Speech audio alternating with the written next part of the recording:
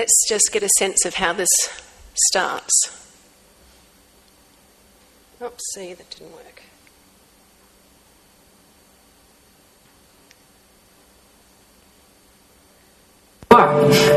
In a sense, boys and girls are different worlds.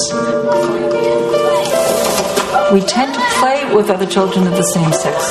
So boys play with boys, girls play with girls, and they have very different ways of playing. It's typical for boys to play in larger groups, play outdoors. It's the activities that are central. Doing things together is what makes them best friends. There are high-status boys and low-status boys. And the high-status boys give orders, and they push the low-status boys around, and that's part of what gives them their high status in the group. Typically, a little girl has a best friend, and she spends a lot of time inside talking to her friend.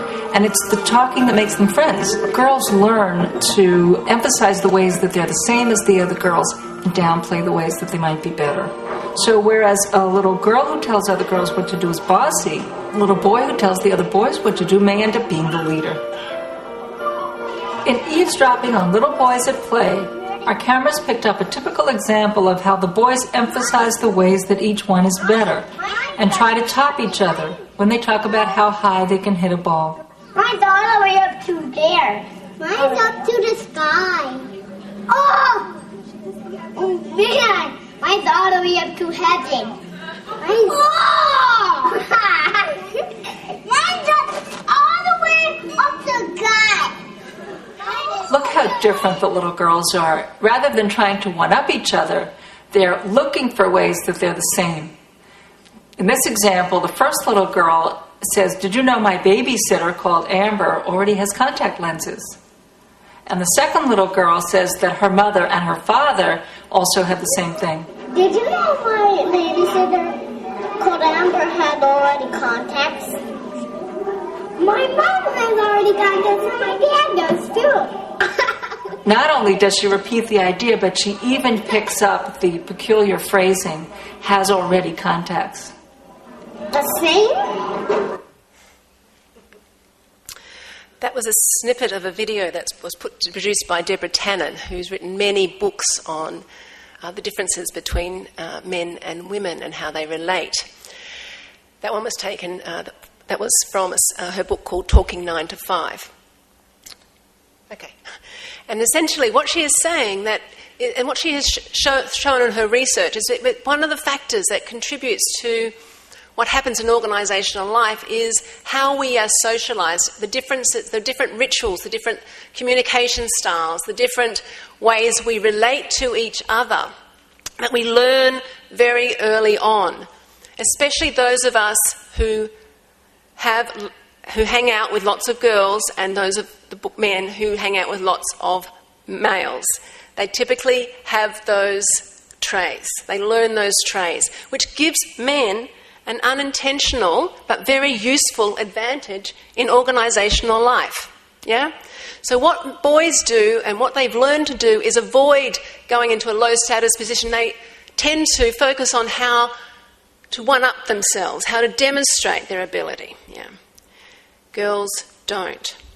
At your tables, I would like you to discuss with each other what you have observed in the workplace that might demonstrate what I've just described.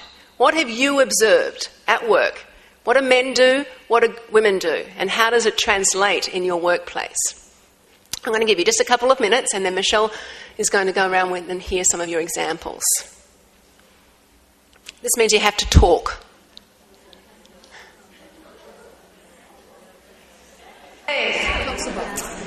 Who has an example they can share with us about what you've noticed at work? Has anyone got an example to share? With the rest of the group? Hello?